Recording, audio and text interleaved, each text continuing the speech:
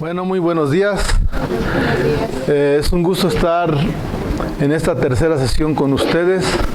Hoy día vamos a presentar de manera global todo lo que les di en las otras dos sesiones, pero más bien de manera integrado, y a ver algunos ejercicios así muy prácticos, o sea, donde, bueno, trabajé mucho esta presentación para que ustedes la entendieran. Tenemos que retomar este modelo racional de fertilización que se los puse creo en la primera clase. Les tengo que recordar que es un modelo muy simple para efectos de calcular una dosis de fertilización a partir de un análisis de suelo. Sin embargo, bueno, cada componente de esta ecuación interacciona un montón de factores que ahorita vamos a ver uno por uno. Obviamente el suelo, ambiente, cultivo, clima, fertilizante, todo interacciona de manera compleja.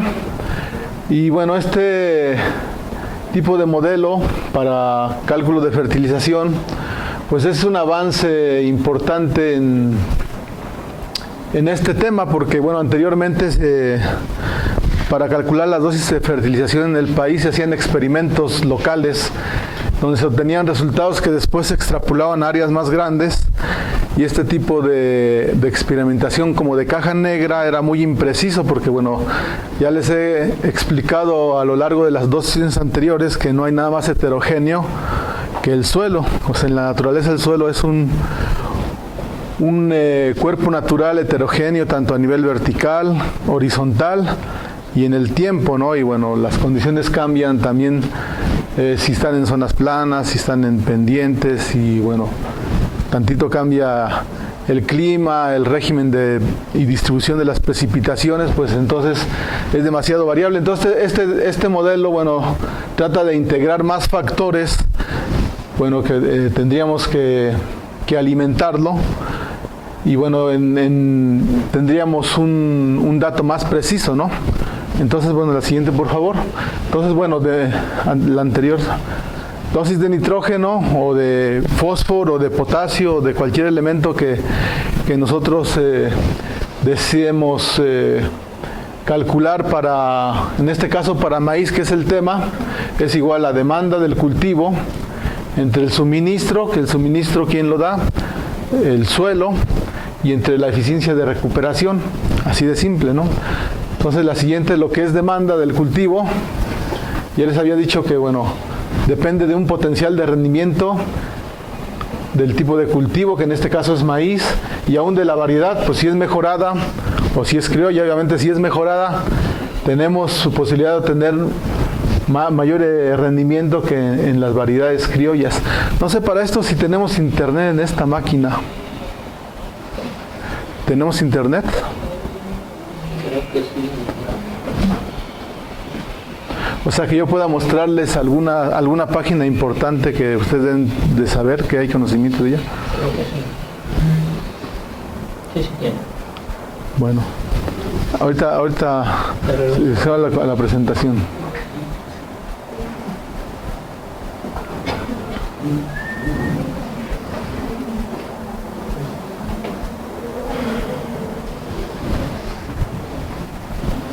¿Sí? Bueno, entonces regreso a este concepto de potencial de rendimiento. Es decir, la cantidad de fertilizante que necesitamos en un cultivar de maíz depende primariamente de esto. Es decir, yo tengo que definir cuál es el nivel de producción que yo puedo obtener en un determinado lugar a donde yo voy a establecer mi cultivo. Estamos aquí en la zona de Guanajuato, pues aquí nosotros sabemos que el potencial está por encima de 15 toneladas por hectárea. Eso si tenemos riego y si nosotros sembramos en una fecha de siembra temprana, que viene siendo a finales de abril, principios de mayo, podemos obtener ese potencial de rendimiento. Pero en la medida que la siembra se va retrasando, también el potencial va disminuyendo. Y ahí, bueno, ¿dónde consiguen esa información? O sea, ¿cómo pueden tener idea? Ustedes hacen un plan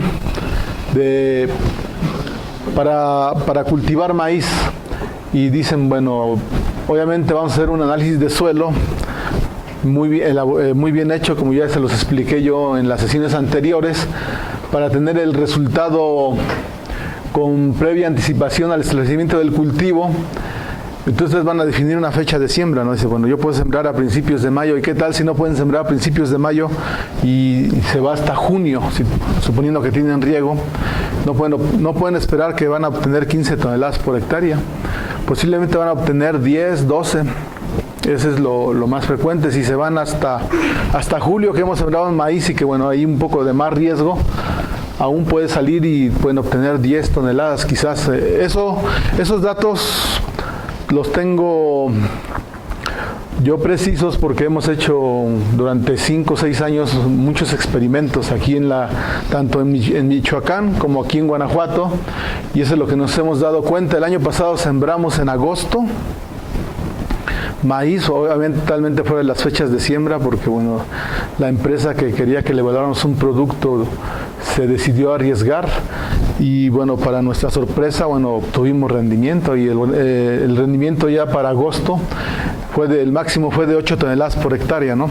Acabamos de sembrar maíz el año pasado también, bueno, otro ensayo que pusimos ya casi a finales de agosto, y está saliendo ahorita, es decir, que alcanzó a salir. Esperamos que los rendimientos van a estar por ahí de 6 toneladas por hectárea. Lo que quiero que ustedes vean es que el potencial de rendimiento va disminuyendo conforme las fechas de siembra se van atrasando, ¿no? Y con base en eso, ustedes tienen que definir la demanda interna, que ahorita lo vamos a ver más adelante, ¿no? Bueno, estábamos hablando de maíz, ¿no? Ahora, bueno, estos potenciales son si hablamos de variedades mejoradas, de híbridos, que bueno, hay varias compañías que aquí los venden, y que bueno, sabemos que los de Asgrow y otras marcas, bueno, que alcanzan ese potencial, las del INJAP por supuesto que también. Sin embargo, las criollas, pues ahí no tengo yo mucho conocimiento, pero están por debajo de las mejoras. Había que investigar esta información, cuál es el potencial de rendimiento para variedades criollas, que a veces hay reportes, ¿no?, en artículos o informes que pueden encontrar en internet, y ustedes tienen que tener información para definir cuál es el nivel de rendimiento, ¿no? Obviamente eso en condiciones de riego. Si yo les digo de temporal, entonces ahí la cuestión baja, ¿no? O sea, ¿quién ha trabajado aquí con temporal? Bueno, es muy probable que no obtengamos nada, es el problema. O sea, hace 4 años solamente llovieron 200 milímetros de lluvia, bueno, pues con eso no se obtuvo, todo fue totalmente siniestrado. Este año llovió muchísimo.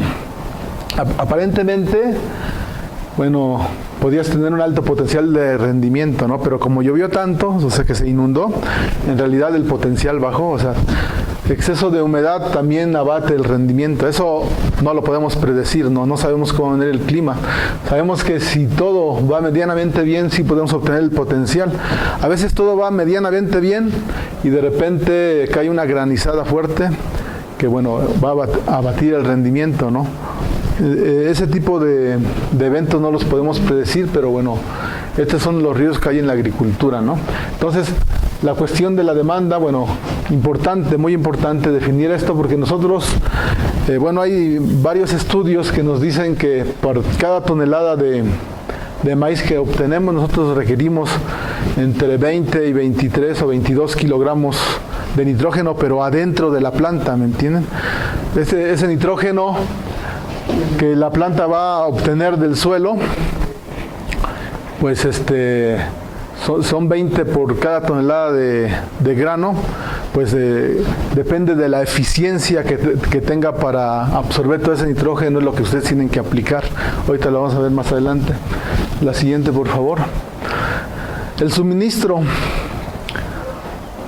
El suministro depende de mucho más que estos factores, pero al menos hay que tener en cuenta, bueno, el tipo de suelo. Obviamente, de arena a arcilla hay un gradiente, es decir, puede retenerse más nutrientes en suelos arcillosos que en suelos arenosos. Sin embargo, suelos extremadamente arcillosos también son demasiado compactos, o sea, hay problemas de aireación, permeabilidad, peor si están deteriorados. Entonces, bueno, dicen que un término medio, el limoso, pero bueno, entonces el tipo de suelo pues también nos define la capacidad de retener ahí, o bueno, de mantener una reserva de nitrógeno disponible para las plantas, la rotación de cultivos en el sentido de que si nosotros venimos cultivando gramíneas, es probable que tengamos muy bajas reservas de nitrógeno inorgánico, porque bueno, las gramíneas consumen mucho nitrógeno. En cambio, si rotamos con algunas leguminosas, ya habíamos explicado anteriormente que tenían la capacidad de asociarse de manera simbiótica con bacterias del suelo que eran capaces de fijar, de romper el enlace del nitrógeno que está en la atmósfera y dejarlo disponible para las plantas. Y a todo esto, ¿cuánto es la concentración de nitrógeno que hay en la atmósfera? Creo que ya lo habíamos dicho. Porque el componente aire pues sería otra parte del sistema, y realmente el mayor reservorio de nitrógeno está en la atmósfera, porque 79% del aire que respiramos tiene nitrógeno en forma molecular. Obviamente no lo pueden aprovechar las plantas. Este nitrógeno, cuando hay tormentas eléctricas, o bueno, que hay un rayo, es capaz de romperlo, y entonces con la lluvia, bueno, cae al suelo y queda como una pequeña reserva de nitrógeno inorgánico. Es una forma de fijar nitrógeno en el suelo, pues de manera no biológica, por decirlo alguna. Entonces, bueno, a esto es lo que yo me refiero con esta parte de, bueno, aquí hablo de rotación de cultivos, pero ya les comento también por fenómenos naturales, el nitrógeno del aire puede romperse el enlace y disolverse en el agua de lluvia, y bueno, y quedar en el suelo, que es una muy pequeña parte. Hay muy poco estudio sobre ello. El manejo de los residuos orgánicos es importante, porque si son retirados, son incorporados, o si se dejan en la superficie para hacer agricultura de conservación, pues de eso depende que sea, bueno, que aumenten las reservas o que, bueno, se pierdan, ¿no? Si realmente sacamos todos los residuos, pues deberíamos considerar que no habría reservas, ¿no? Aplicación de abonos orgánicos, pues estiércoles, compostas, lixiviados, bueno, tienen pequeñas concentraciones de nitrógeno que, bueno, pueden aprovechar las plantas. Estos también son cuestiones que se aplican al suelo y quedan como un suministro. La tasa de mineralización de materia orgánica. Aquí el contenido de materia orgánica es importante, y la relación carbono-nitrógeno, porque bueno, la mineralización de la materia orgánica es algo demasiado complejo, pero durante el proceso de mineralización va liberando nitrógeno inorgánico que la planta puede aprovechar a lo largo del ciclo del cultivo, y se puede calcular, este es el punto, ¿no? Entonces, una cantidad de materia orgánica alta pues nos da una posibilidad de una mayor tasa de mineralización y, bueno, de aprovechamiento por el cultivo, pero no es inmediato, sino a lo largo del ciclo de cultivo, ¿no? Obviamente la cantidad de los residuos, la calidad de los residuos orgánicos, ya les había explicado que no era lo mismo gramíneas que leguminosas, que oleaginosas. Las que son más lábiles son las que son más fácilmente disponibles, pero igual las que más fácil se pierden, y las de gramíneas, que, bueno, tienen más lignina en su tallo, bueno, se degradan más lentamente, depende mucho de la precipitación y la temperatura, pero bueno, son cuestiones que aportan nitrógeno al suelo, ¿no? La siguiente, por favor. Ahora, la eficiencia de recuperación, que les decía, también depende del suelo, es decir, la arena, arcilla, bueno, hay mucha diferencia, ¿no?, en eficiencia, porque, bueno, en suelos arenosos pues obviamente se perdería mucho más fácil el nitrógeno que en los suelos arcillosos. Y el manejo agronómico, que engloba un montón de factores que, bueno, que si lo aplicas de manera fraccionada en tantas etapas, que, bueno, si lo tapas o lo dejas afuera, aún la población de plantas, una alta población de plantas es mayor competencia por el nitrógeno. La nivelación del terreno, en el sentido de que si hay encharcamientos, bueno, ya les decía que había procesos de desnitrificación y, bueno, se perdía o se lixiviaba. El manejo del riego, muy importante, y, bueno, las condiciones de clima que, bueno, que nadie puede predecir. El tipo de raíz, que bueno, para este caso son adventicias, bueno, que digamos que tiene una mayor capacidad, entre mayor capacidad de exploración tenga la especie a cultivar, entre más que capacidad de exploración haya, pues hay mayor eficiencia en la recuperación del fertilizante que estamos colocando. Y aquí pues vale la pena mencionar, bueno, si son eficientes, si lo colocas exactamente donde están las raíces, puedes tener un mayor éxito, ¿no? De que la eficiencia sea mucho más alta, ¿no? Hay otros factores externos, como decía, inundaciones, sequías, incidencia de plagas o de enfermedades, que bueno, eso son factores que también abatan el rendimiento y bueno, y pueden disminuir la eficiencia de recuperación, en el sentido que si hay enfermedades y las raíces no se desarrollan o tienen un desarrollo limitado, pues tiene menor capacidad de exploración y entonces bueno, la eficiencia pues disminuye y eso implica bueno, que necesitaría más nitrógeno en el área donde está la raíz, pero bueno, es lo que les voy a explicar más adelante. La siguiente, por favor. La otra cuestión que no les había mencionado es que debemos tener bien claro el ciclo del nitrógeno. ¿Sí? La cuestión del nitrógeno, ya les dije, uno de los mayores reservorios está en el ambiente, digo en el aire, porque bueno, ahí está el 80%, casi el 80% del aire que respiramos tiene nitrógeno, y todos los procesos que implica la nitrificación, denitrificación, amonificación, y al final las plantas lo pueden absorber solamente en forma amoniacal o en forma de nitrato. Aparentemente prefiere más el nitrato que el amonio, pero bueno, ahí hay un proceso muy complejo que bueno, nosotros tenemos que tener bien claro cómo funciona. Entonces ustedes deben de estudiarse el ciclo del nitrógeno, deben conocer a la perfección para poder entender más o menos así cómo funciona el modelo que yo les estoy explicando, ¿no? La siguiente, por favor. Entonces ustedes deben tener bien claro, de manera resumida, cuáles son las entradas al sistema de nitrógeno en el suelo, pues la fijación biológica, la que no es biológica, como la cuestión de los eventos de tormenta, que les digo, que también aporta alguna fracción de nitrógeno, los aportes de la mineralización de la materia orgánica y la aplicación de abonos orgánicos, manejo de los residuos orgánicos, todos son entradas, ¿no? Pérdidas, denitrificación, lixiviación, volatilización. Todo esto es parte del ciclo del carbono. Y a veces el nitrógeno, bueno, puede estar allí, pero no es disponible para el cultivo. Hay un fenómeno que se llama inmovilización, que es que los microorganismos que están mineralizando la materia orgánica también requieren para su metabolismo nitrógeno, entonces en algún momento compiten con el cultivo por él, y este nitrógeno queda fijado en estos microorganismos. No quiere decir que se pierde, sino que ahí queda.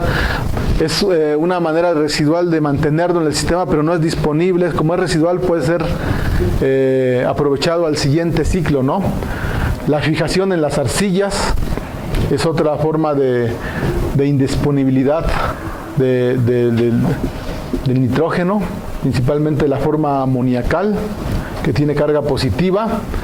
Entonces esto podría ser a lo mejor más importante en los suelos arcillosos, que son los que tenemos aquí en Guanajuato, y obviamente cuando hay la transformación, bueno, cuando a lo mejor el nitrato, bueno, no sé cuánto tiempo permanezca en forma de nitrato, se lixivia o rápidamente se transforma en otra forma no aprovechable. Bueno, son procesos del ciclo del nitrógeno que nosotros tenemos que entender muy bien, y yo nomás aquí se lo explico de manera muy, muy general, ¿no? La siguiente, por favor.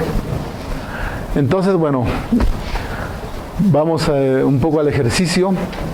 Yo les voy a presentar aquí un ejemplo primero de un libro que yo tengo, que es información que generaron en Chile, pero aquí más adelante les voy a presentar información que ya se ha generado aquí, al menos para la región de Guanajuato. Entonces, bueno, aquí tenemos varios cultivos, pero para el requerimiento interno se tiene en estudios científicos calculado que por cada 100 kilogramos de producto se requieren 2 kilogramos para maíz, 2 kilogramos de nitrógeno. Y eso quiere decir que por cada tonelada son 20, ¿no? Entonces eso es lo que requiere la planta, pero adentro. Es decir, no, aquí no cuentan las pérdidas, sino cuenta lo que aprovechó. Y de fósforo, 300 gramos, no 0.3 kilogramos, eso es lo que requiere la... Podríamos ver para potasio y otros elementos, ¿no? Me voy a enfocar en estos, ¿no? Entonces, bueno, para fines del ejercicio, vamos a tomar como base esta información. Entonces, si vamos a definir un potencial de rendimiento, suponiendo que al menos nosotros queremos obtener las 15 toneladas por hectárea, ustedes díganme qué cantidad de nitrógeno requiere la planta adentro del cultivo para poder tener ese potencial de rendimiento, de acuerdo con estos datos. Ya ustedes piensen un poco, a ver, díganme, ya se los dije. Sí, bueno, por cada 100 kilogramos de producto se requieren 2 kilos. Ya les dije que entonces quiere decir que por cada tonelada son 20, ¿no? Entonces, para las 15, ¿cuántos son?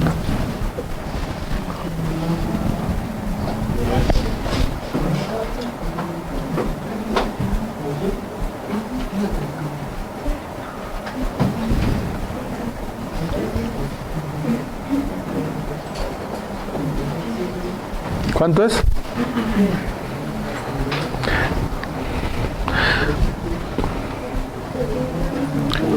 $300.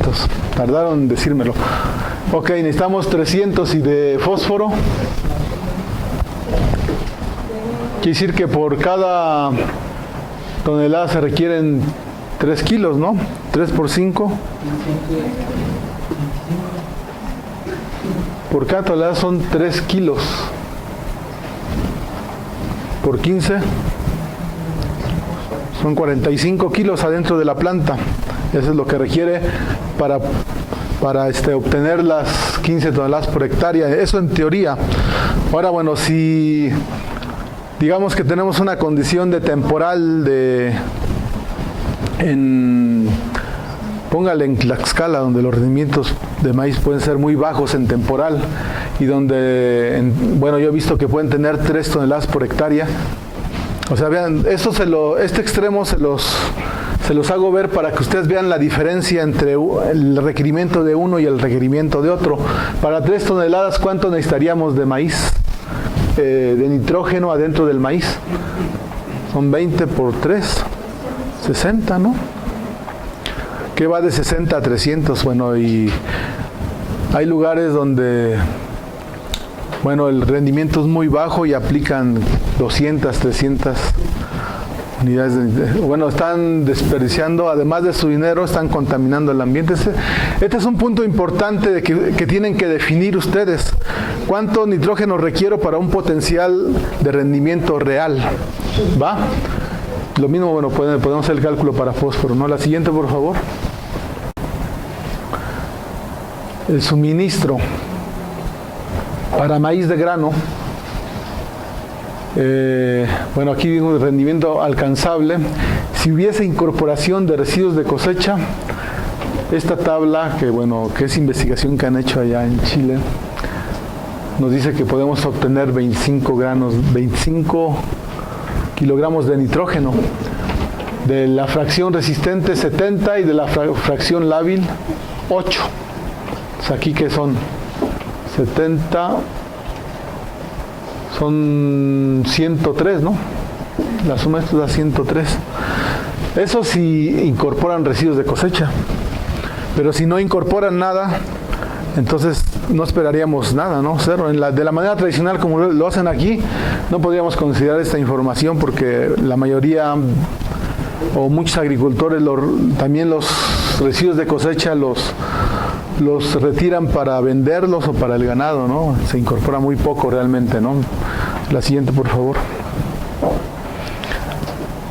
Yo les decía que, bueno, esta gráfica nomás ejemplifica, ¿se acuerdan que la vez anterior les hablé sobre las etapas fenológicas? Desde la emergencia, B1 hasta B18, bueno, la etapa reproductiva, y bueno, ya para la madurez fisiológica, y obviamente los requerimientos de nitrógeno pues están dentro del periodo vegetativo, de hecho todos, ¿no? Pero más el nitrógeno, y se lo estoy mostrando. Entonces, pues también no se les olvide que el suministro del nitrógeno tiene que ser en las etapas vegetativas del cultivo y desde, bueno, en el principio, desde la emergencia se requiere muy poco porque la semilla tiene reservas que de alguna manera proporciona a la plántula.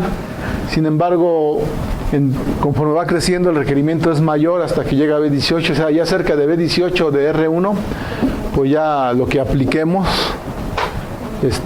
difícilmente lo va a aprovechar. Lo que es como tirar el dinero a la basura. Entonces, pues yo diría que hasta B12 o antes de B18, bueno, tener el suministro ahí para que la planta lo aproveche.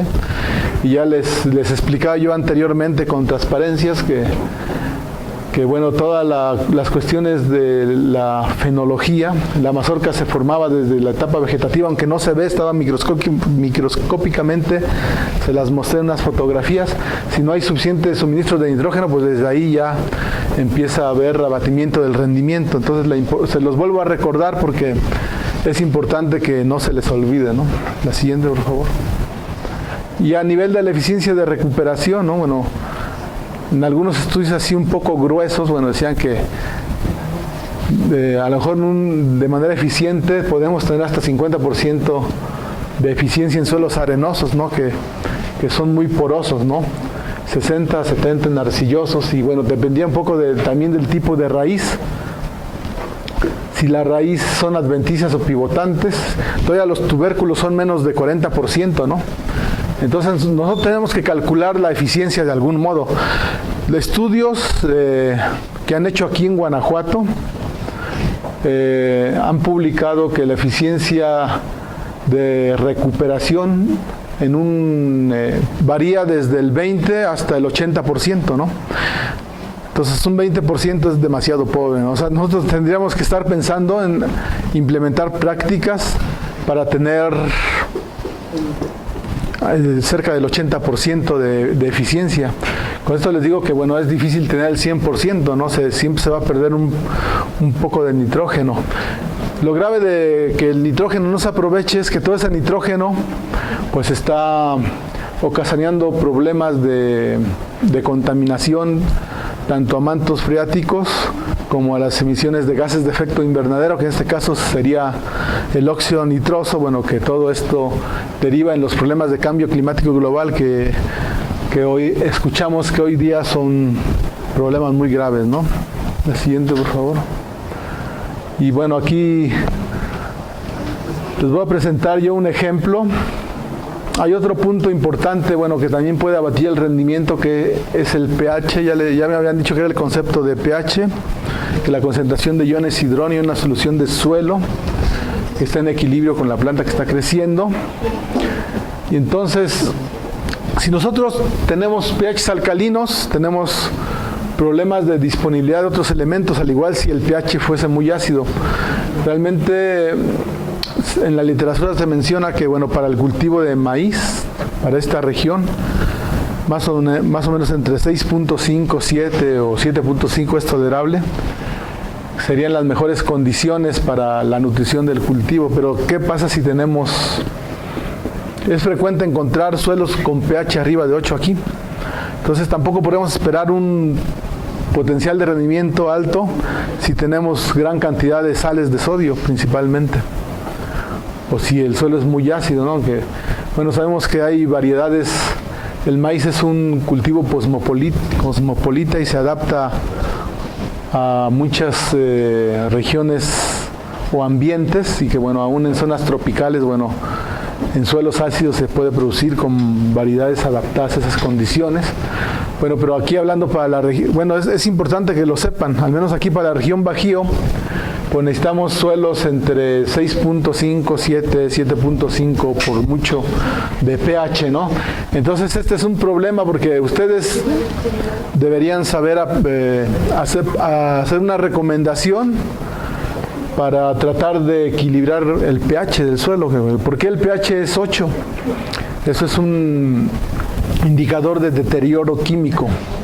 En estos suelos durante mucho tiempo se aplicaba o se sigue aplicando amoníaco como fertilizante. Entonces el amoníaco es fertilizante que ocasiona salinidad en los suelos, bueno, eso y otros agroquímicos, ¿no? O las mismas aguas profundas ya tienen mucho sodio, entonces estamos aplicando en el agua de riego sodio, entonces todos esos problemas pues los tenemos ahorita, pero nosotros tenemos que desarrollar tecnología o enmiendas para limitar esos problemas. No sé, la cuestión de la nivelación es muy importante porque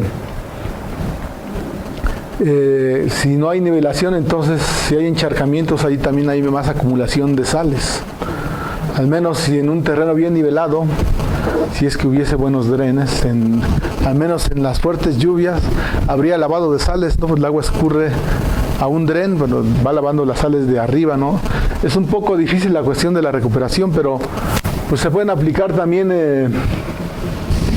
por ejemplo, yeso agrícola para suelos alcalinos o cal para suelos ácidos, que es lo que ahorita les voy a explicar. La siguiente, por favor. Bueno, antes de eso, este ejemplo que yo tengo aquí, bueno, para fines del ejemplo que yo tengo aquí, voy a ocupar estos datos. Este suelo, que es un ejercicio real, tiene 1.84 de materia orgánica, lo cual es bajo, ¿no? Casi mediano, pero es bajo. Fósforo Bray, bueno, aquí es fósforo, debería de haber sido fósforo Olsen, pero más o menos fósforo Olsen fósforo extractable Olsen es una determinación que se utiliza para suelos alcalinos y fósforo Bray para suelos ácidos. No sé, a lo mejor los que tienes ahí son de otros ejemplos que sí tenemos con fósforo extractable Olsen. Pues este nivel es demasiado alto aquí. Esto lo único que nos dice es que, bueno, como todo el tiempo están aplicando los agricultores fósforo en los suelos, pues ese fósforo ahí queda y realmente a lo mejor estábamos sobrefertilizando, ¿no? Sin embargo, bueno, este nivel de pH aquí no aparece el pH en agua, pero el pH en extracto de saturación, que es un poco más real, es de 8.25. Entonces el aprovechamiento de este fósforo puede estar limitado por ese nivel de pH. Porque después en pHs alcalinos pasa a ser forma insoluble, ese es el problema, ¿no? Entonces, aunque a veces ahí está el fósforo, no lo puede aprovechar el cultivo por este tipo de situaciones, ¿no? Entonces, el otro punto que quiero que vean, bueno, potasio, pues también es alto.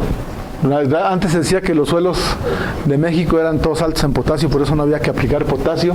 Sin embargo, bueno, hay varias regiones agrícolas importantes de México donde el potasio ya empieza a ser un problema de deficiencia, ¿no?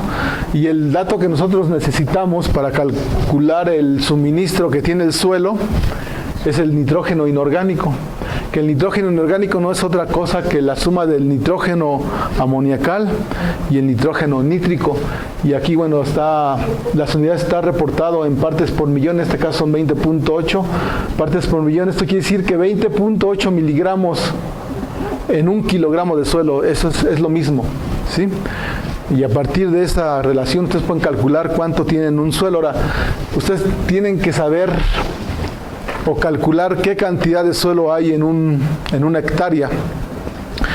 Les hablé del concepto de densidad aparente, ya les expliqué toda la cuestión, esta cuestión de estructura, donde les decía que la relación masa-volumen del suelo nos daba como resultado la densidad aparente, y que bueno, en este tipo de suelos arcillosos, a lo mejor una densidad aparente 1.1, 1.2 era normal porque es muy arcilloso, entonces está un poco compacto. Ese dato lo necesitamos para calcular la cantidad de suelo que hay. Entonces, para una hectárea, a ver quién se acuerda cuántos kilos de suelo seco hay en una hectárea a 30 centímetros de profundidad, lo dijimos en la primera sesión que tuvimos. ¿Sí lo dijimos? Traten de cubicarlo para que ¿cómo calculamos? A 30 centímetros en una hectárea son 10.000 metros cuadrados por 0.3. Y ahí, bueno, vamos a tener 3.000 metros cúbicos, que son 3 millones de kilos. ¿Sí? Entonces esto lo tienen que multiplicar por 3 millones de kilos para que sepan cuál es la cantidad. Bueno, yo se lo estoy explicando aquí, pero si no lo hacen ustedes no lo van a entender, esa es mi preocupación. ¿Sí? Entonces, no sé, calcúlenlo, esa es la idea, que lo calculen, o sea, ya les digo, 20 Si 20.8 miligramos es lo que hay en 1 kilogramo de suelo, entonces ¿cuánto hay en 3 millones de kilos? Después lo podríamos multiplicar por la densidad aparente para tener el dato exacto. Entonces, si la densidad, podríamos suponer que es 1 para que, bueno, quede así, pero posiblemente sea 1.1, 1.2, no sé, pero al menos calcúlenme qué cantidad de nitrógeno inorgánico para esta concentración hay en 1 hectárea de suelo. Bueno, es aritmética simplemente, muchachos. ¿Sí?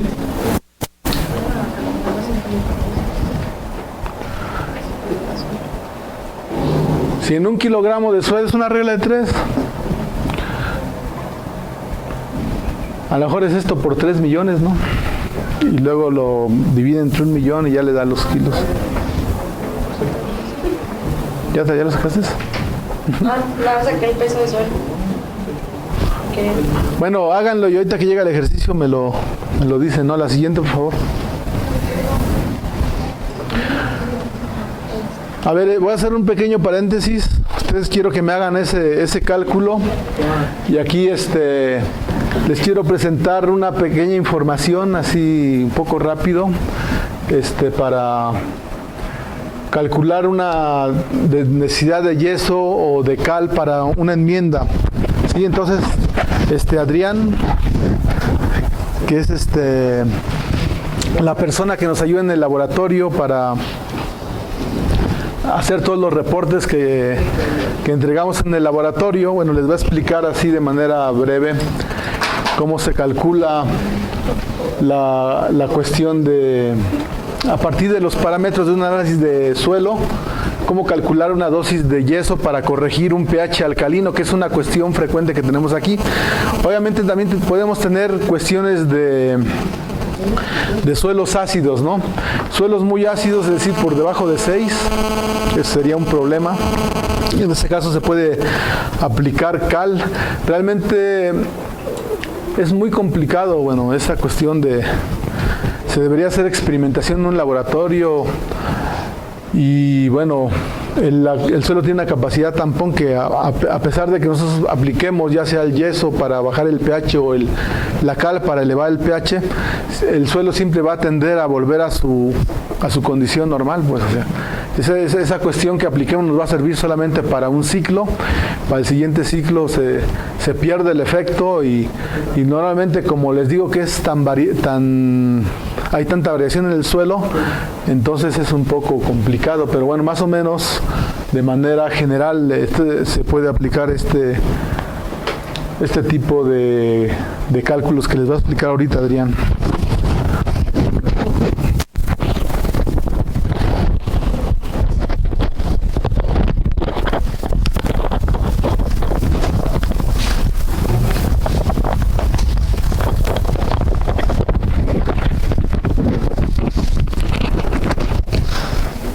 Bueno, como sabemos, los suelos, ustedes saben los suelos cuando son alcalinos o cuando son ácidos. Nosotros, para sacar la necesidad de yeso en una parcela, pues lo que nosotros necesitamos primeramente es el porcentaje de sodio intercambiable. El porcentaje de sodio intercambiable lo sacamos dividiendo lo que es el sodio entre la capacidad de intercambio catiónico por 100. Para eso, para lo que es el cálculo de la necesidad de yeso, en suelos sódicos necesitamos esta fórmula, si la quieren apuntar ustedes. ¿Ok? Que es lo que es la necesidad de yeso, que es igual a 0.01, que es un factor de laboratorio que me dieron, por la superficie. ¿Sí? Por la profundidad,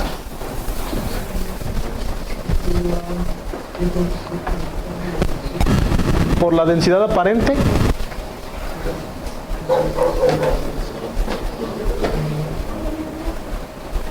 por la capacidad de intercambio catiónico, y este resultado Bueno, esta operación nos debe de arrojar un resultado. Después, entre los corchetes que tenemos adentro, hacemos lo que es otra operación, que es lo que es el porcentaje de sodio intercambiable. Vamos a sacar lo que es el porcentaje de sodio intercambiable tolerable. ¿Esto cómo lo sacamos? Esto lo sacamos mediante le sacamos el 5% a lo que es el porcentaje de sodio intercambiable. Ahorita lo voy a hacer el cálculo. Nada más lo que necesito es que entiendan primero lo que son los conceptos que vamos a ocupar en la fórmula. Aquí tenemos lo que es la definición de los conceptos que utilizamos en la fórmula.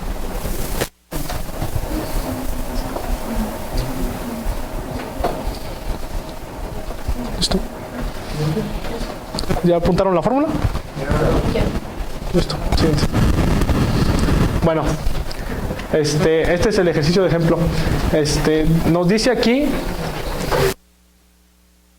nosotros tenemos una superficie de 10.000 metros cuadrados, que es 1 hectárea, con una profundidad de aproximadamente 30 centímetros, 0.3 metros, y tenemos una densidad aparente, que esa fue determinada por el laboratorio, de 1.39 gramos sobre centímetro cúbico, una capacidad de intercambio catiónico de 32.9 miliequivalentes sobre 100 gramos, un porcentaje de sodio intercambiable de 5.56% y el porcentaje de sodio intercambiable tolerable, que se le sacó el 5% de esta cantidad, que nos arrojó 0.278%. ¿Ok? Bueno. Nosotros agarramos, para sacar la necesidad de yeso, vamos a multiplicar que el 0.01, que es el factor, por la superficie, que son 10.000 metros cuadrados, por lo que es la profundidad, 0.3 metros, por lo que es densidad aparente, y por último, la capacidad de intercambio. Eso nos da este resultado. Después lo que vamos a hacer es sacarle el 5% a esta cantidad de 5.556, que es el porcentaje de sodio intercambiable, y nos debe de arrojar esto, 0.27, y nos arroja este otro resultado, que es 5.282, que es el porcentaje de sodio intercambiable. Estos dos resultados los vamos a multiplicar y nos va a arrojar la necesidad de yeso para neutralizar lo que es el suelo alcalino. ¿Ok? Y este resultado nos arroja 7.246.53 kilogramos sobre hectárea. Muy bien. A ver, compruébenlo, a ver si está bien. ¿Sí? Muy bien. Vamos a hacer unos ejercicios, ¿no?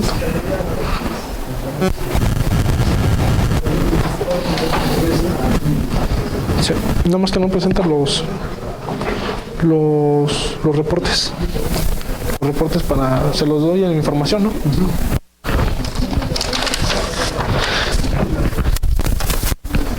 ¿Alguien que me permita un marcador? ¿No tiene?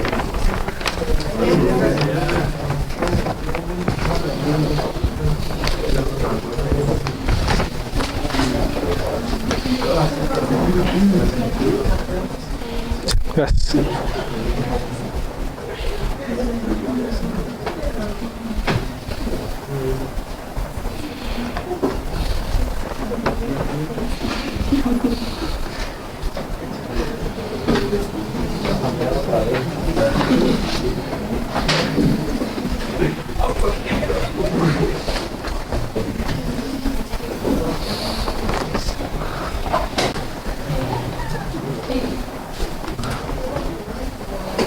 Bueno, por lo mientras, si quieren ir apuntando más o menos los datos que les voy a dar para que hagan el ejercicio.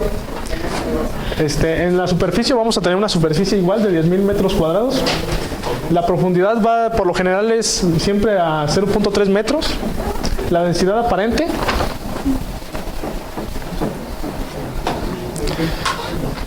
¿ok? Que es de 0.95 la densidad aparente. Sí.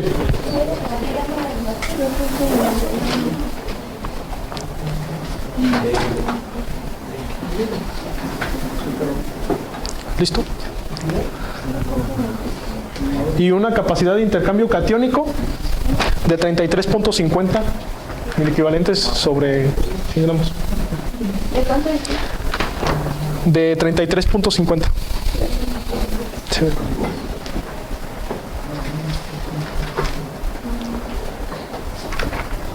Bueno, ahora les voy a dictar lo que son los valores de acá del porcentaje de sodio intercambiable. De 12.96%, 12.96%, y a ese le sacan el 5%. Multiplíquenlo por 0.05, ¿no? Por 5 entre 100. Bueno. Sí.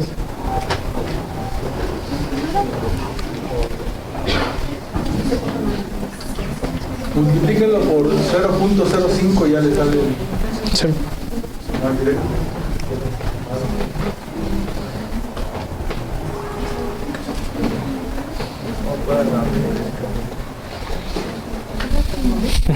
¿Se los vuelvo a repetir? Mira, este va a ser el factor igual, 0.01 por 10.000 metros cuadrados por 0.3 metros, que es por lo regular a esa superficie de profundidad.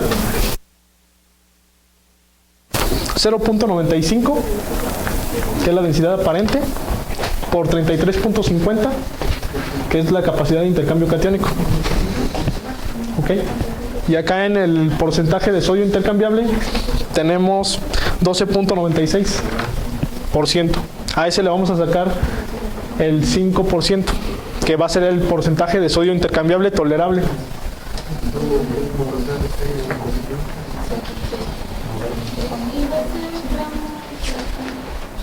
¿Se utiliza el mismo factor? Claro, sí. Primero acuérdense que se va a hacer adentro, por orden, y después la que está en corchetes la vamos a restar. Y juntas los dos resultados los vamos a multiplicar, y es lo que nos va a dar la necesidad de yeso.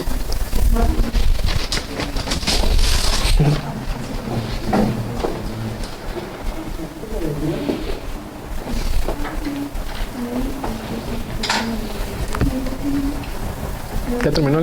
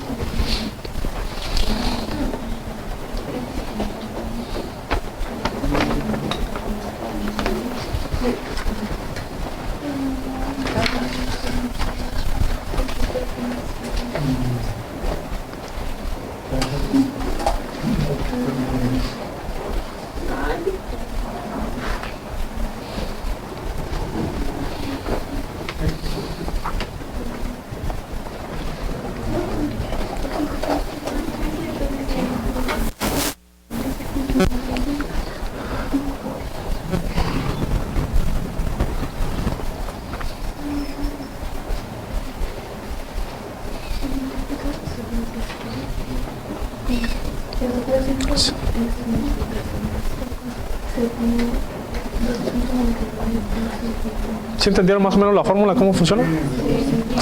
Muy bien.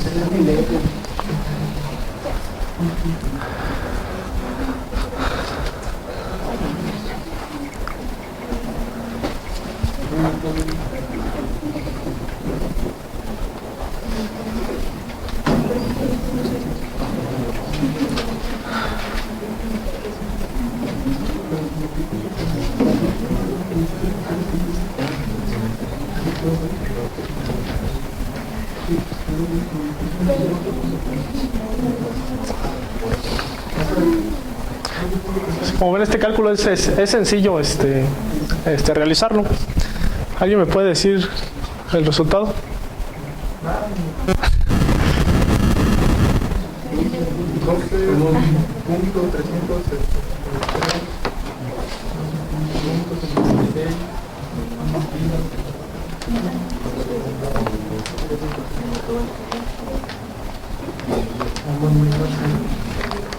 ¿Quién?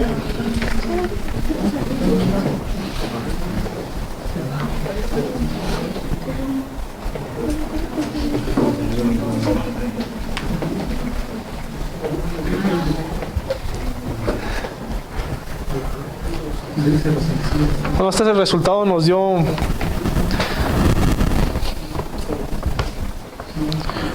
11.752.9 kilogramos sobre hectárea. 752.9 kilogramos sobre hectárea. ¿Cuál es el pH? El pH del suelo es de 8.4. Es muy alcalino. Por eso se requiere tanto. Esto es para neutralizar lo que es el... Llevarlo a 7 en teoría, pero Claro. tiene un costo, ¿no? Entonces ahí el agricultor debe decidir cuánto puede aplicar. Pues pongo otro... La que sigue, por favor. La que sigue. Bueno, es una fórmula para sacar los requerimientos de cal en suelos. Nosotros utilizamos lo que es una tabla. Como nosotros sabemos, pues los suelos ácidos donde su pH es menor a 6.5. Nosotros utilizamos esta tabla, que son toneladas de cal sobre hectárea para lograr el cambio del pH.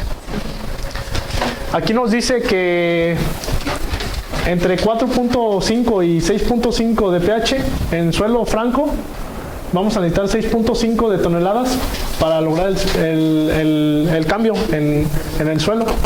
En el franco limonoso 7.8, en el franco arcilloso 9.4 y así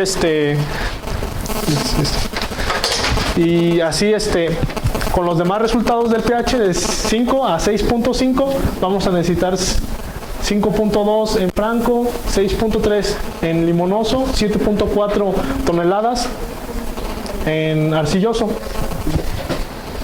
Bueno, esta es una sencilla tabla que utilizamos ahí en el laboratorio para igual neutralizar el pH cuando los suelos son demasiados ácidos.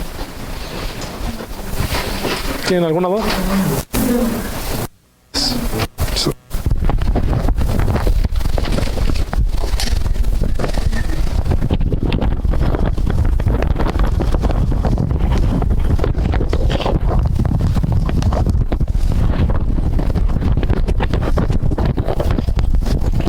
La anterior.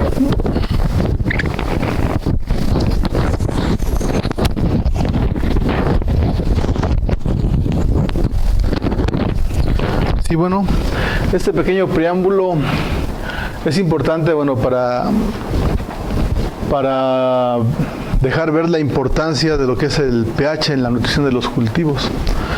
Normalmente aplicar yeso cal pues ya implica un gasto más, que no, bueno, digo, el problema aquí para la región Bajío es más para los suelos alcalinos, pero sí, realmente en el laboratorio han llegado suelos que tienen casi 9 y esos ya son sódicos, entonces ahí pHs por encima de 9 solamente se pueden producir pastos. Es un poco complicado, ya son suelos muy, muy deteriorados. Otras enmiendas para bajar la alcalinidad del suelo pues es aplicar grandes cantidades de materia orgánica, usar fertilizantes con efecto ácido, en este caso el sulfato de amonio, que bueno, aquí se dice fácil, simplemente que ya en la operatividad es mucho volumen, ¿no? Porque para 100 kilos de nitrógeno puro, con 2 bultos de urea basta, ¿no? Pero si usamos sulfato de amonio necesitamos 5 bultos. Entonces nomás imagínense, si alguien tiene 10 hectáreas, el costo del transporte de mayor cantidad de bultos pues es más costo. Entonces todas estas cuestiones de operatividad pues que aparentemente se oyen simples pues implica un costo, ¿no? Entonces esta cuestión del pH del suelo pues también puede ser una limitante para el potencial de rendimiento de los cultivos, ¿no? La siguiente, por favor. Entonces, volviendo a nuestro ejercicio anterior, yo les decía que un potencial de rendimiento para 15 toneladas, un requerimiento interno que ya calculamos de 300 kilos y un suministro de 20.8 miligramos por kilogramo de suelo, que son 20.8 partes por millón, es para una densidad aparente de 1, lo puse como ejemplo 1, pero puede ser 1.3, 1.2, no sé. Tenemos una reserva de 62.4 kilogramos de nitrógeno por hectárea. Este vendría siendo el suministro. Obviamente estoy suponiendo aquí que se retiran todos los rastrojos, entonces no hay más aporte que este. Aunque bueno, en realidad ahorita vamos a ver más adelante que sí lo hay. Podemos estimar otro poco a partir del contenido de materia orgánica, ¿no?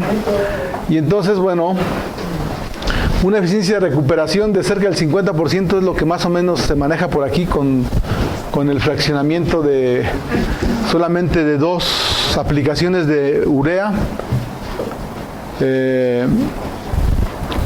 Para eso requerimos 484.9 kilogramos de nitrógeno puro, ¿sí?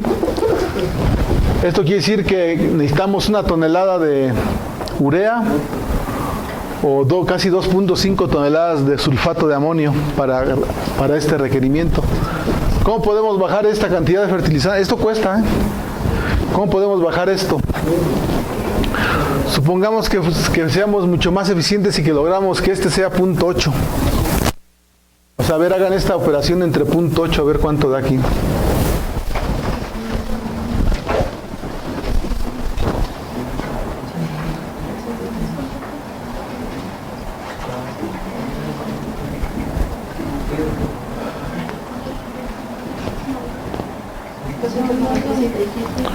Pues casi la mitad, 200 kilos, o sea, esto hablando ya en términos de fertilizante comercial es mucho menos. Y aquí, bueno, podríamos jugar con otros datos, ¿no? Ver otras concentraciones. Deberían hacer el ejercicio, más ejercicios ustedes, no sé si les vas a proporcionar, no tenemos en impreso, ¿verdad? En electrónico, ¿las ves? En electrónico les vamos a proporcionar otros reportes. ¿Cuántos traes? Otros 2 reportes, o se los puedo enviar por internet. Y si quieren les dejamos una tarea para que hagan este tipo de ejercicio. Pues es para que lo aprendan a hacer, porque realmente tienen que salir de aquí sabiendo hacer estas cosas. Dígame. La aplicación que por ejemplo la urea líquida, no hubiera tanta pérdida. ¿Urea líquida? Bueno, las cuestiones de fertirriego, por supuesto que aumentan la eficiencia de recuperación del fertilizante, ¿sí? Pero no, es que es un sistema muy caro, no sé si he visto algunos lugares donde se invierten para maíz con fertirriego, pero normalmente eso lo utilizan más para hortalizas, puede ser.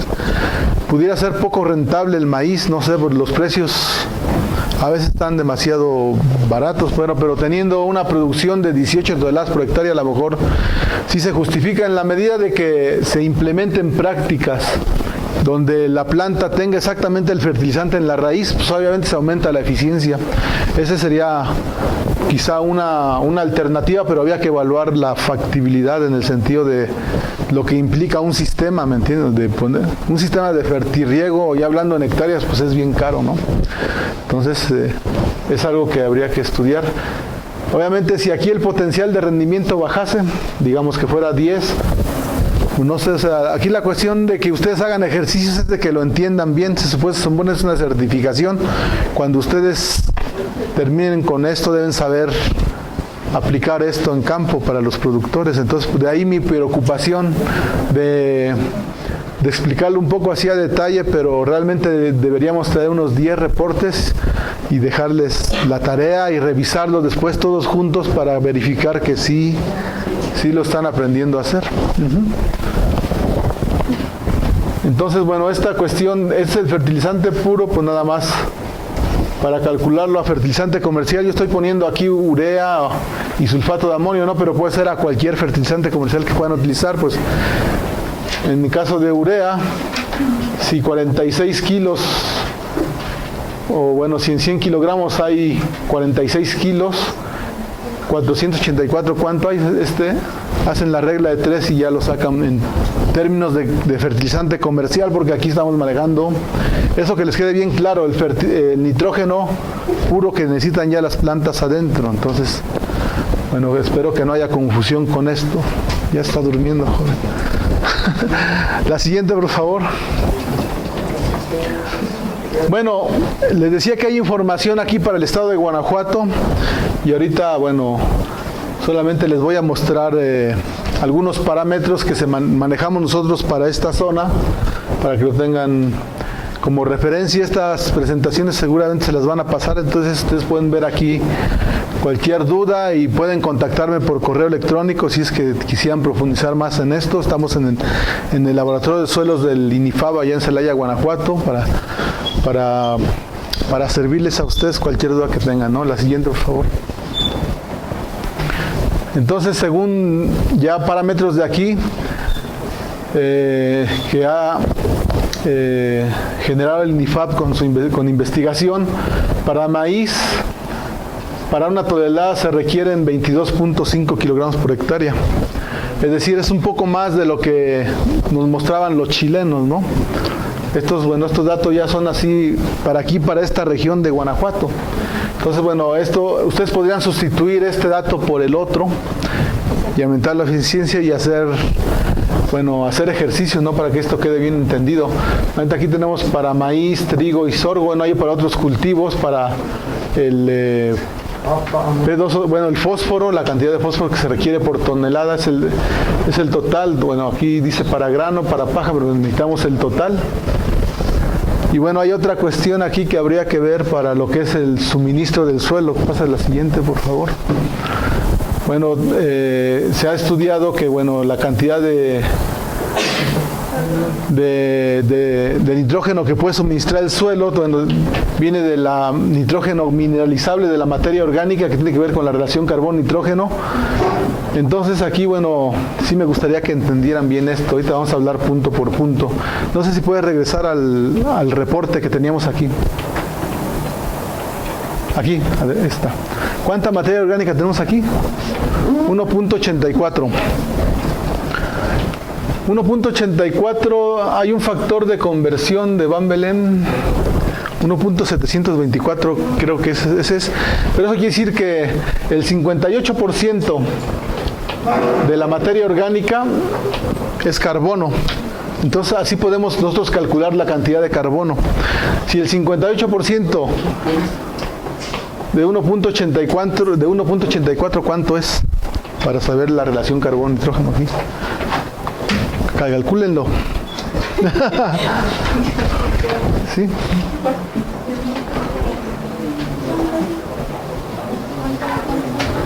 A ver, 1.84.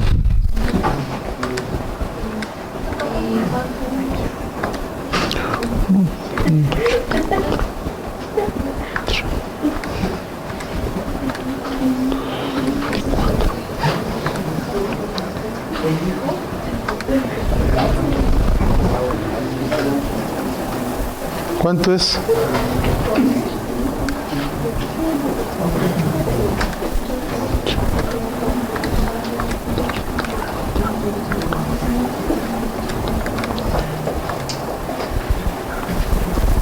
Solamente me multiplíquenlo por 1.58, ¿sí? 1.84 por 0.58 y ya van a obtener el dato, ¿sí? No, ¿sí? 1.84 por 0.88 por 0.88, digo por peros 0.58, perdón. Por 0.58, eso es lo que hay de carbono. Por ese carbono en una hectárea, ¿cuánto será?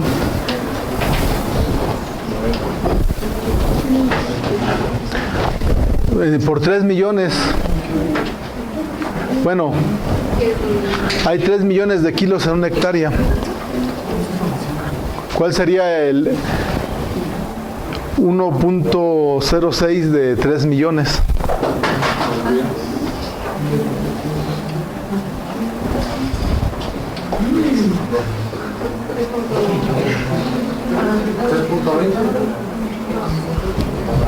Esa no la hice, ahora vamos a hacerla.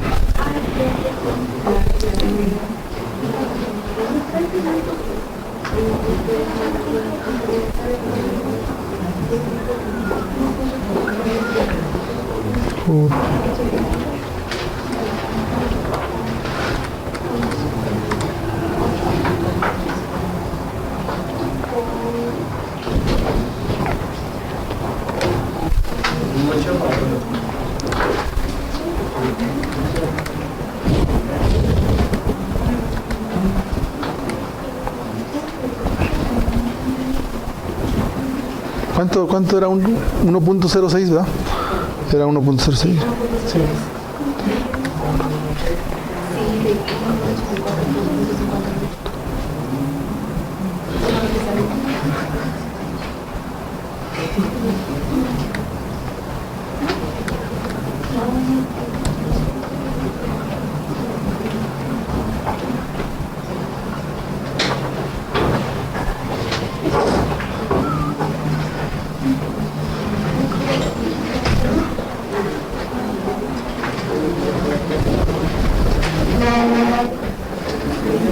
¿Cuánto es el 1%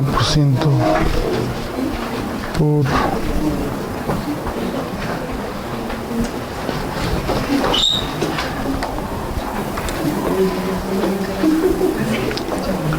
Está fallando un cero aquí.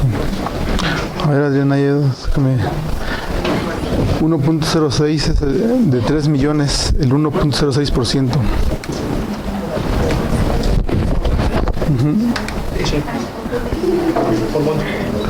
El 1.06% de 3 millones. ¿Cuánto? 1.06 por cuánto. El 1% de 3 millones, pues.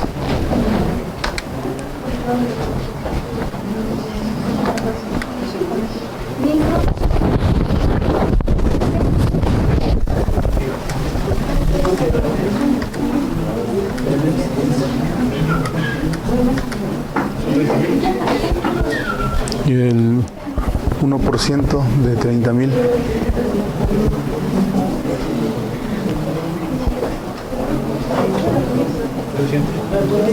Me dio 300. Sí.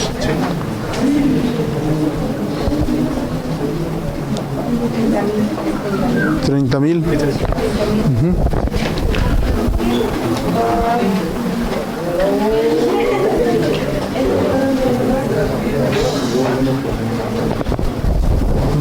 A ver. Son 300. Vamos, por acá ya le damos a regreso. Si quieres, dáselo. Sí, ahorita. Jóvenes, vamos a dar 15 minutos de receso. A ver, guarden silencio.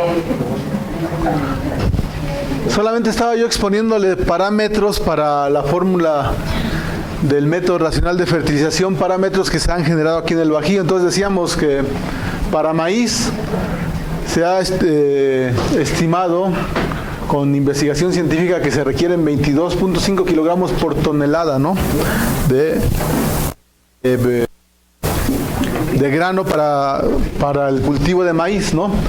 Entonces, bueno, ya tienen datos de referencia que les di de otro país. Bueno, estamos viendo nomás los de México. Ustedes van a tener esta información. Finalmente sí le voy a mandar al maestro algunos ejercicios de tarea para verificar que realmente lo pueden hacer, porque ese es el objetivo de estos cursos para mí, ¿no? El que lo quiera aprender bien va a aprender, y el que no, bueno, ni modos, cuestiones de ustedes, ¿no? La siguiente. Entonces estábamos viendo que la cuestión del suministro, que el nitrógeno mineralizable, donde teníamos que ver la cuestión de la relación carbono-nitrógeno. Entonces teníamos para el ejemplo 1.84 de materia orgánica. ¿Sí? ¿Cuánto era eso en porcentaje?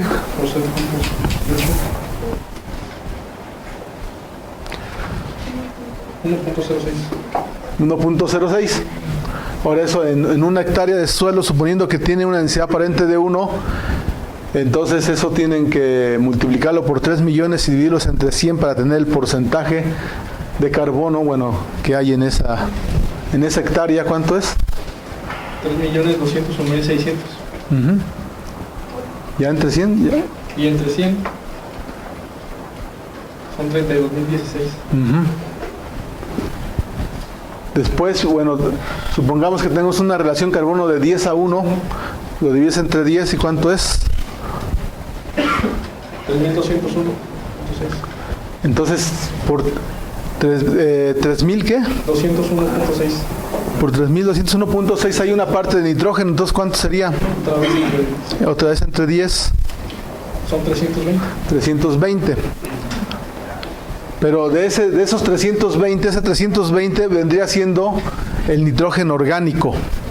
O sea, el nitrógeno orgánico que está en el suelo, pero que no es aprovechado por el cultivo, pero que durante el proceso de mineralización va a aportar nitrógeno que puede ser disponible para las plantas, y a lo largo del ciclo de cultivo se calcula que va a ser el 1%. Entonces, ¿cuánto es lo que estaría aportando? 3.20 kilos nada más. O sea, esa cantidad de materia orgánica bajo esas condiciones podría sumarlo a esos 3 a lo que es el suministro.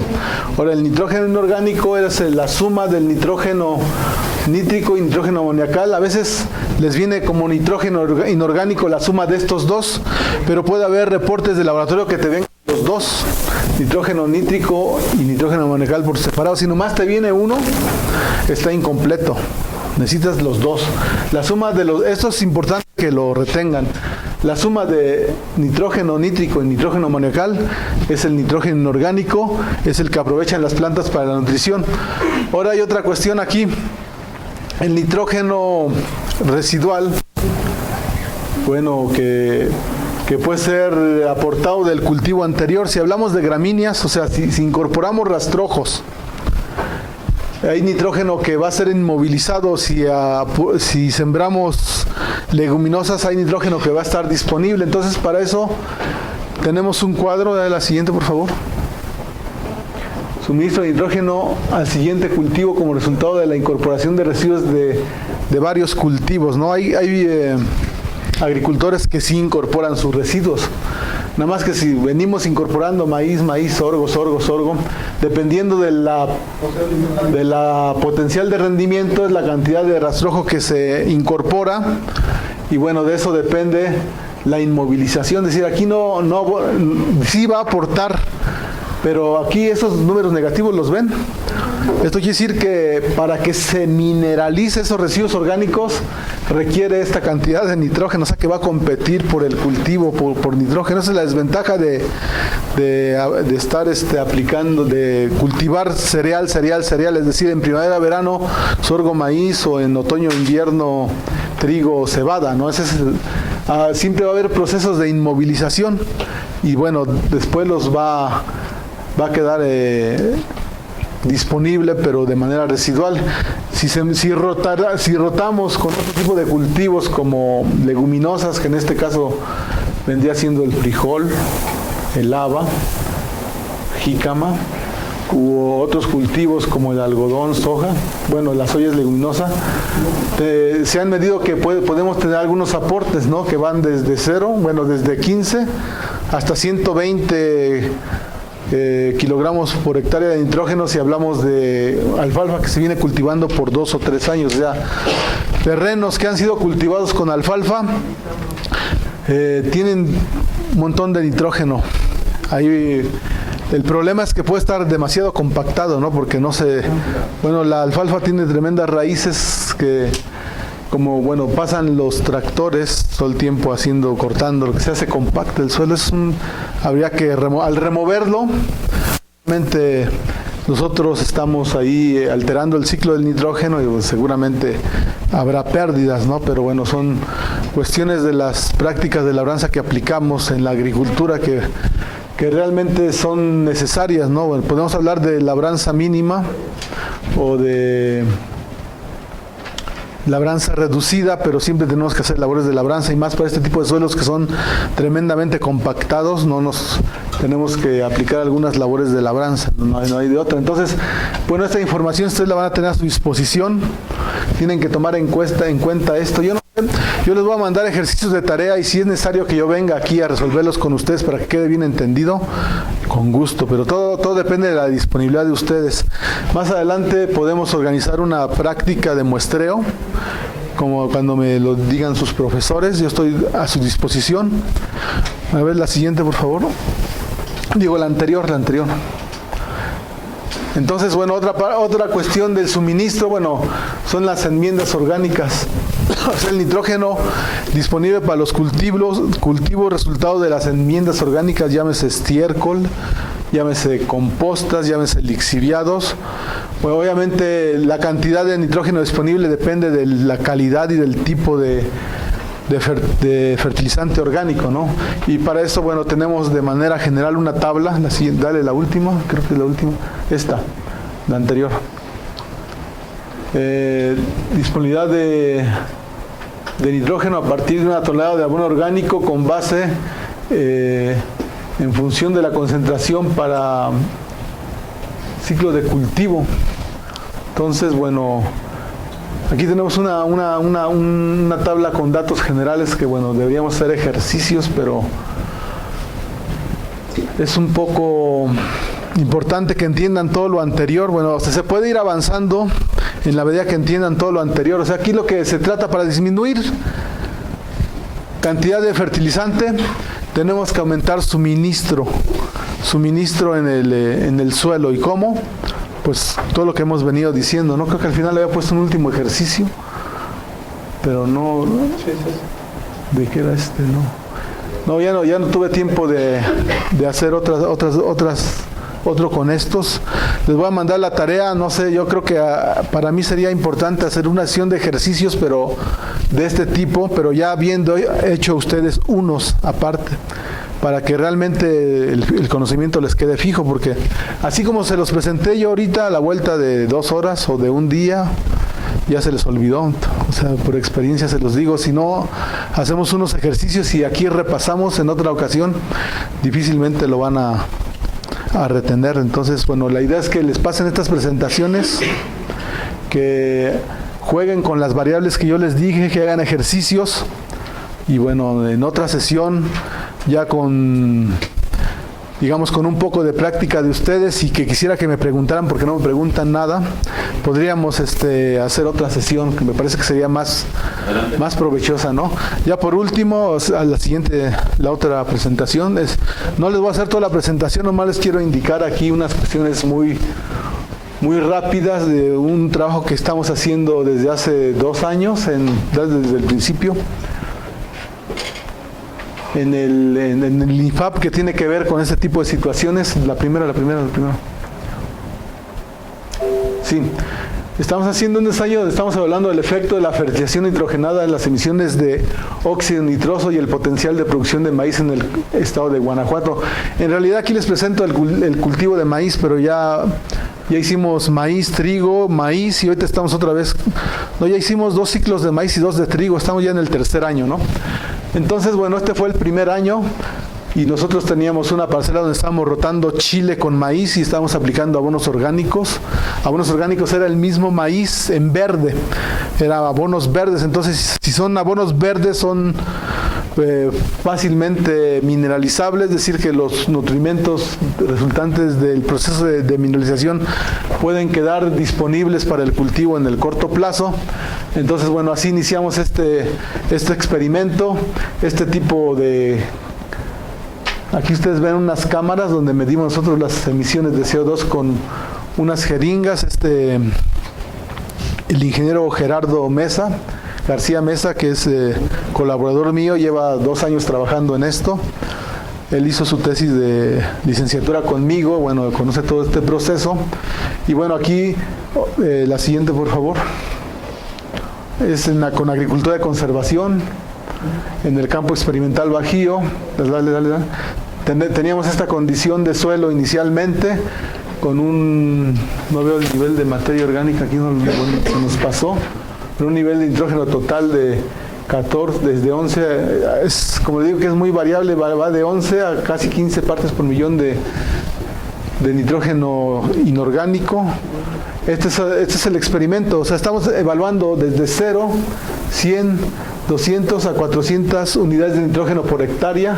Obviamente complementamos una dosis de fósforo y otra de potasio, pero la variable a dar es el nitrógeno. La siguiente.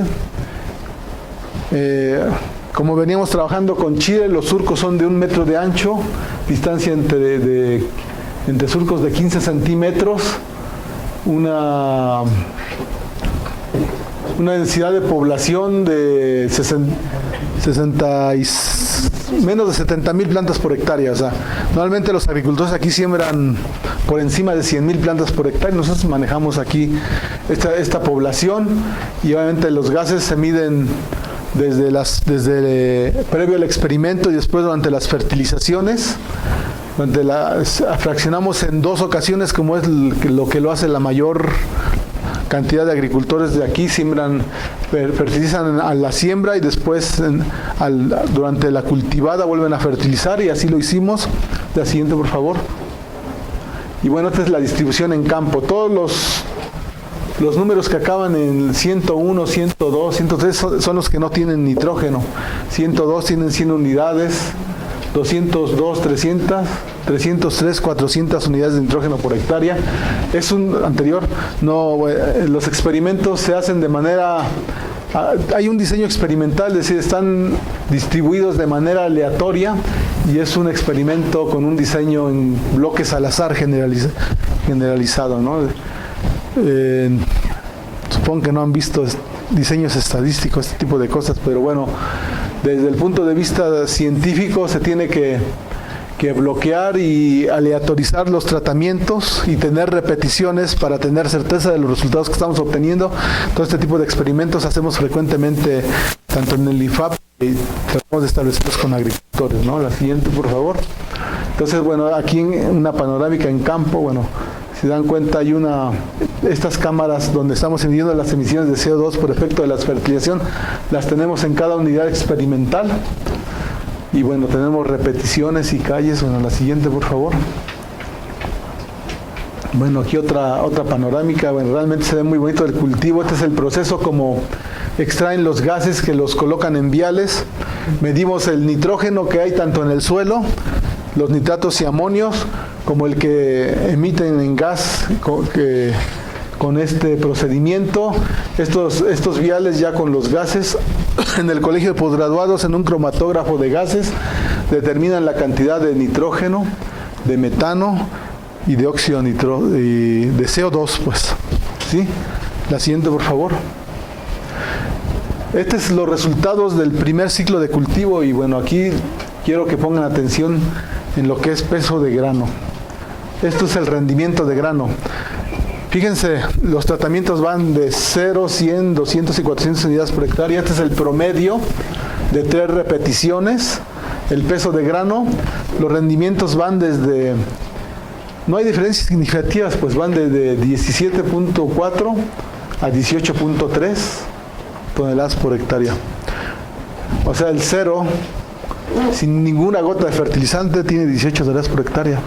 Obviamente después nosotros hicimos un balance, porque los muestreos de suelo son de 0 a 30, pero realmente en suelos profundos, por abajo de los 30 centímetros, también las raíces exploran, y la cantidad de nitrógeno que pueden aprovechar es importante. Entonces, todo lo que les expliqué anteriormente, pues es un poco teórico, aplicamos en la práctica esa teoría, y nosotros aquí haciendo experimentos nos damos cuenta que con poblaciones de menos de 70,000 plantas por hectárea podemos tener producciones de 18 toneladas por hectárea. Este es un potencial de rendimiento más alto de los 15 que yo les decía, y obviamente esto se explica por el manejo previo que teníamos de rotación chile-maíz y principalmente la incorporación de los abonos verdes. Entonces, bueno, aquí lo que yo les estoy demostrando es que podemos obtener 18 toneladas por hectárea sin ninguna gota de fertilizante, y con un costo de producción mucho menor que más de 100,000 plantas por hectárea que regularmente siembran los agricultores,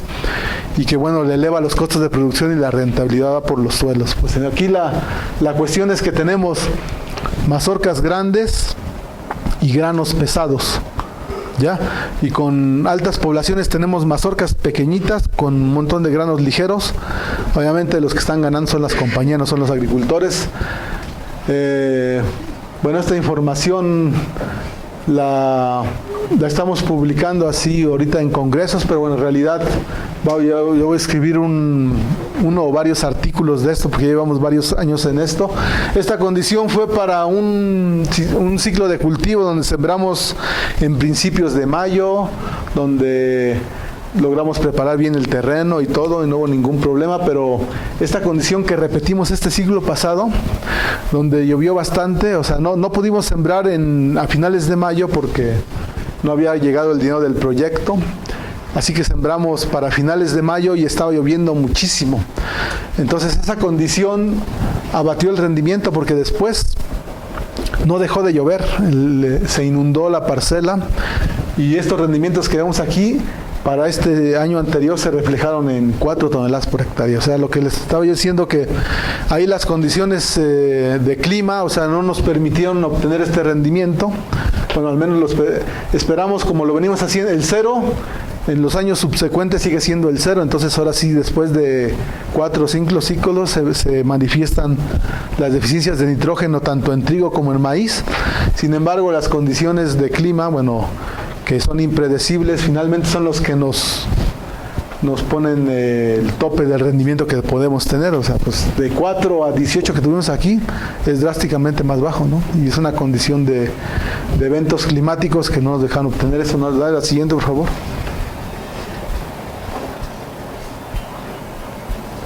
Bueno, aquí estamos midiendo las curvas de acumulación de materia seca. Vemos que todas son iguales, ¿no? Ligeramente el 400 está por arriba junto con el 100. Bueno, o sea, en realidad no hay diferencias significativas, ¿no? Eso es lo que yo les quiero decir, pues. Para este ciclo, bueno, el comportamiento fue así. Dale la siguiente. Bueno, dale lo que les quiero mostrar. Dale el último cuadro. Bueno, aquí, sensores. Estoy viendo un video también con los sensores ópticos, que aquí no les hice una presentación. Dígame, ¿me pregunta algo? No, es que alzó la mano. No hay ninguna diferencia, ven que todas las curvas son iguales. O sea, el sensor óptico, ya les había explicado que las deficiencias de nitrógeno se ven por la clorosis que presentan en el campo.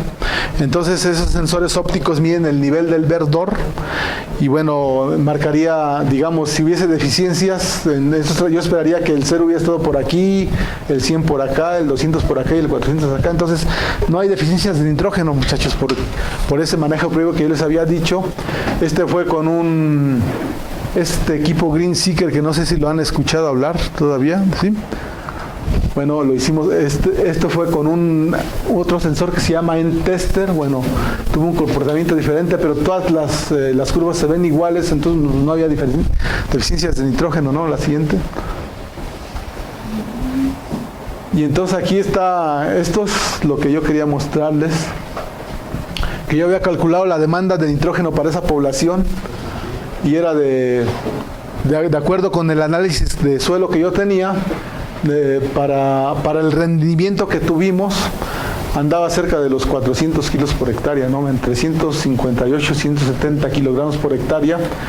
Y sin embargo, bueno, aquí calculamos que 131 unidades de nitrógenos estaban fuera de estos 30 centímetros. Es decir, esto, o sea, aquí es hipotético, ¿no? Pero al menos esto lo obtuvo por abajo de, ¿cómo se llama?, de los 30 centímetros de profundidad. O sea, aquí en el 0, que lo que tengo la certidumbre que de estos 371, bueno, no aplicamos nada, aquí no aplicamos nada de nitrógeno, pues la planta lo obtuvo en los 30 y más abajo. O sea que, bueno, si tenemos suelos profundos y de buena calidad, pues nosotros podemos tener una mínima inversión en fertilizantes, es lo que yo les quiero decir.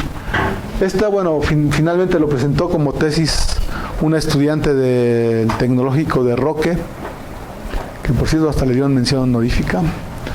Y bueno, yo necesito ver los otros ciclos aquí y hacer una presentación para mostrarle más datos y bueno, y con toda esta información, pues yo podría todavía alimentar mejor ese modelo que les mostré hace un momento, pero bueno, hay cosas que se le escapan a ese modelo porque en suelos profundos las reservas de nitrógeno por abajo de los 30 centímetros pueden ser importantes. Eso desde el punto de vista económico, pues es deseable, porque quiere decir que nosotros tenemos la posibilidad de invertir muy poco, bueno, teniendo un suelo donde estamos dándole un manejo con adición de, al menos de los residuos orgánicos, rotación de cultivos, a lo mejor de vez en cuando estiércoles o qué sé yo, o abonos verdes, pues no necesitamos aplicar tanto nitrógeno para tener potenciales altos de rendimiento, y obviamente con una población baja. Aquí la cuestión de la población que les comenté es importante porque un bulto de semillas cuesta 3,000 pesos, de estos de alto rendimiento. Entonces aplicar casi 2 bultos por hectárea, pues de aplicar que casi 6,000 pesos, aplicar 3,000 pesos, pues hay una gran diferencia, ¿no? Ya hablando de 10 hectáreas, pues mejor regálenme un coche el productor. Esa es la... Bueno, la siguiente, por favor. Dale, esa es la anterior.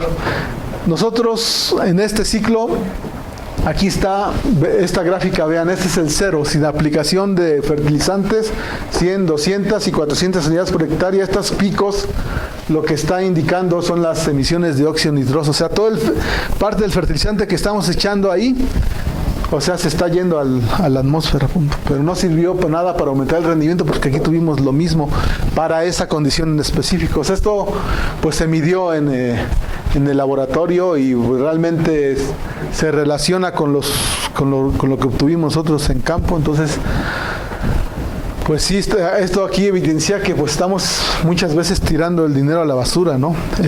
La siguiente, por favor. Y aquí, bueno, de manera... nos atrevimos a medir la pérdida del nitrógeno nítrico y amoniacal en suelo. Vemos que bueno, hay más disponibilidad donde aplicamos más fertilizante. Y ustedes ven, esta es una tendencia exponencial. O sea, entre más fertilizante aplicamos, pues más se pierde, ese es el punto, ¿no? Y bueno, esto es en el suelo. Esto quiere decir, si esto, aquí tenemos mucho más que acá, si esto no lo aprovechó el cultivo, ¿dónde está? Pues se pudo haber volatilizado o lixiviado, lo que les decía yo, aquí lo estamos midiendo experimentalmente. Y estas son las emisiones de óxido nitroso, o sea, vean igual, o sea, es una tendencia exponencial, o sea, bueno, con 400 unidades, ¿cuánto se está perdiendo? Y aquí en cero, pues es mínimo, o sea, eso es lo que nosotros desearíamos, que con una mínima fertilización obtuviéramos altos rendimientos. Pues si tenemos suelos con una mediana fertilidad o alta fertilidad, nosotros podríamos obtener altos rendimientos con estas condiciones aquí en el Bajío. Esa es con mi conclusión. Entonces, bueno, no sé, espero que les haya sido interesante. Yo esperaría una siguiente charla, pero ya con un poco de práctica en los ejercicios que les mostré anteriormente. Les voy a mandar a su profesor por correo, pues no sé, unos 5 ejercicios con reportes reales del laboratorio que emitimos allá en el INIFAP, y bueno, en una siguiente reunión ya con práctica de ustedes, nos reunimos otra vez para los ejercicios, ¿no? Como los parámetros un poco de aquí de Guanajuato, ¿no?